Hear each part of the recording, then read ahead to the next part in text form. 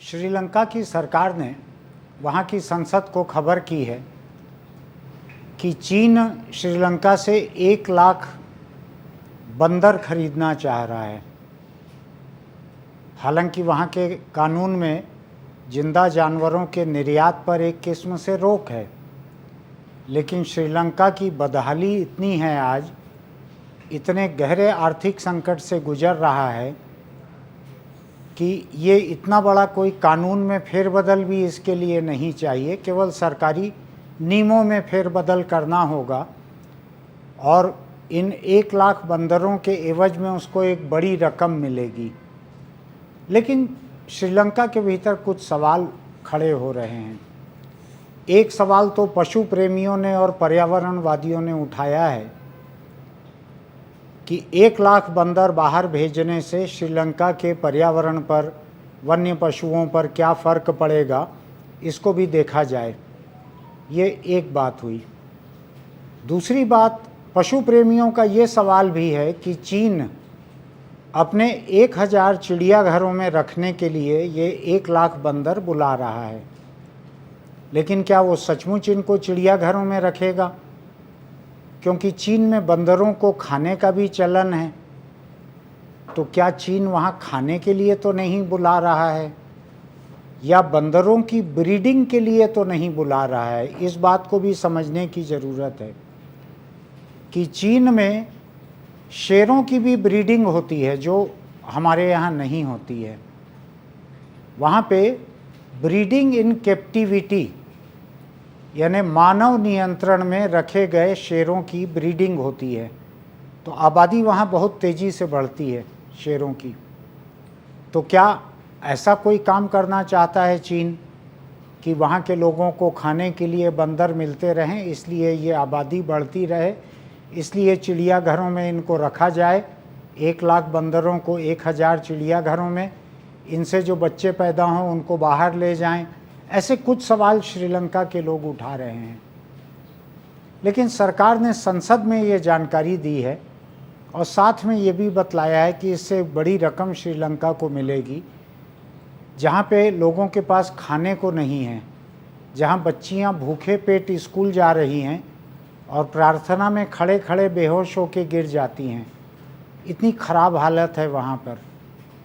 वहाँ लोगों के पास मरीज़ को अस्पताल ले जाने के लिए एम्बुलेंस का डीजल पेट्रोल नहीं है। तो ऐसा देश किसी भी तरह से अगर कुछ पा सकता है विदेशी मुद्रा, तो उसकी ज़रूरत है।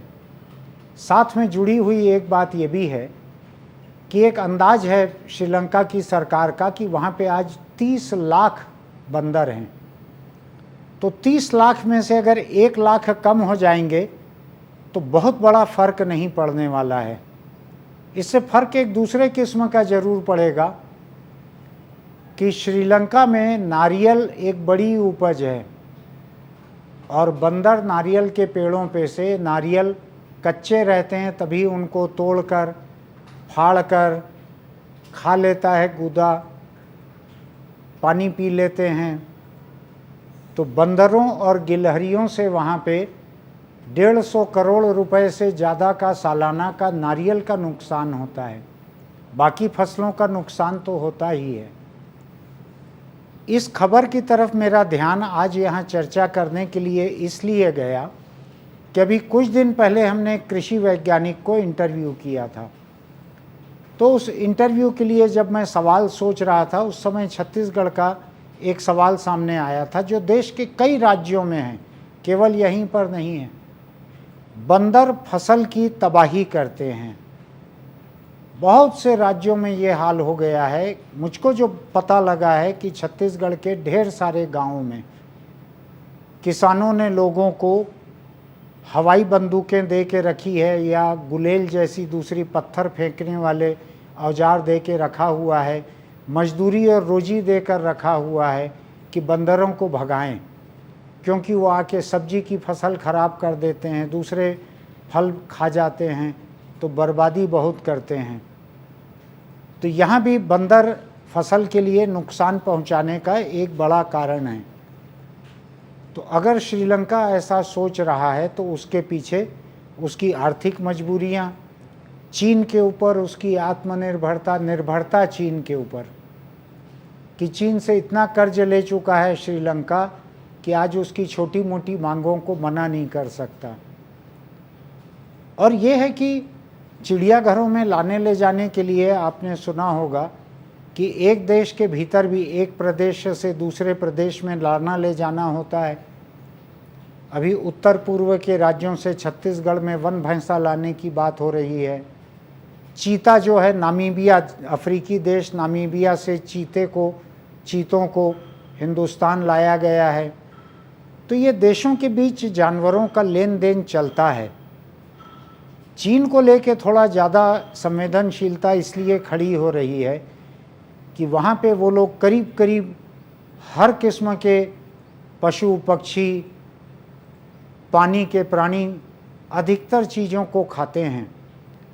इसलिए लोगों को लग रहा है कि क्या वहाँ के बंदरों को ले जाकर चीन में खा लिया जाएगा।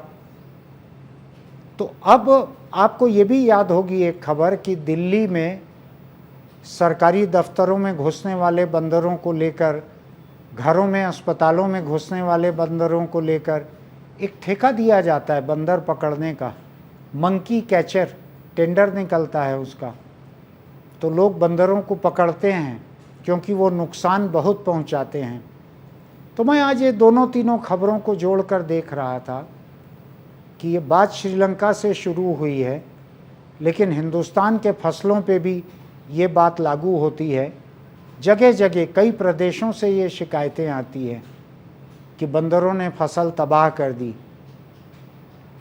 तो अब फसल को बचाने के लिए क्या करना चाहिए, ये एक हुआ। अगर किसी देश में ज़रूरत से ज़्यादा बंदर हुए हैं तो उनको आयात करने के लिए भी कोई देश तैयार है, ये दो हुआ। पशु प्रेमी इस बात से इनकार करेंगे कि जानवरों को किसी दूसरे देश को भेजना चाहिए। नामीबिया से चीते यहाँ आए तो उसका भी हिंदुस्तान में भी विरोध किया पशु प्रेमियों ने कि वो एक दूसरे मौसम से आकर यहाँ दूसरे मौसम में रहेंगे, ये ठीक नहीं है, यहाँ जिंदा नहीं रह पाएंगे। तो ऐसी कई बातें वन्य प्राणियों के साथ भी जुड़ी रहती हैं। और श्रीलंका में बंदर वन्य प्राणियों में, संरक्षित वन्य प्राणियों में नहीं आते। उनको बचा के रखना सरकार की जिम्मेदारी नहीं है। तो श्रीलंका की खबर से हमको भी ये सोचने का एक मौका मिल रहा है कि अगर बंदरों की आबादी यहाँ ज़्यादा हो रही है, अगर दिक्कत हो रही है, तो क्या उनको चिड़ियाघरों में रखा जा सकता है? क्या उनको किसी ऐसी जगह भेजा जा सकता है जहाँ वो फसल को नुकसान न पहुँचाएं? और चीन अगर श्रीलंका से ख़रीदना चाहता है तो हिंदुस्तानी बंदरों से उसको बहुत परहेज होगा, मुझको नहीं लगता। मैं न बेचने की वकालत कर रहा हूँ, न बेचने के खिलाफ हूँ, मैं जानकार नहीं हूँ। मैं केवल समाचारों का विश्लेषण करके आपके सामने रख रहा हूँ। बेहतर जानकार लोग हैं इस मामले के, वो लोग बतलाएंगे कि क्या किया जाना चाहिए। और हिंदुस्तान में बंदरों का मामला इसलिए भी थोड़ा सा नाजुक और संवेदनशील है कि उन्हें हनुमान जी से जुड़ा हुआ मान लिया जाता है। लेकिन फसल को जितना नुकसान बंदरों से पहुंच रहा है, जो एक बड़ी वजह है कि श्रीलंका उनका निर्यात करने के बारे में सोच रहा है या तय कर चुका है, तो बंदरों से फसल को होने वाले बड़े नुकसान को कैसे रोका जा सकता है, बंदरों के ज़िंदा रहने के लिए और कौन से जरिए हो सकते हैं। क्या प्राकृतिक जंगल खत्म होने से बंदर फसलों की तरफ आने को मजबूर हो रहे हैं? ऐसे बहुत सारे सवाल हैं। ये पर्यावरण के, जंगलों के कटने के, जिन जंगलों के कटने से हाथी गांव और शहर की तरफ आ रहे हैं, भालू शहरों में घूम रहे हैं, क्या बंदर भी उसी तरीके से खेतों की तरफ ज़्यादा आ रहे हैं? तो हमको ये सोचने का मौका मिल रहा है। हिंदुस्तान की स्थितियों के बारे में हम सोचें कि हमारी स्थिति क्या है, क्यों है और क्या करना चाहिए। कल फिर किसी खबर के साथ मिलेंगे। आज ये छोटी सी चर्चा किसी और बात पर नहीं, केवल इसी पर।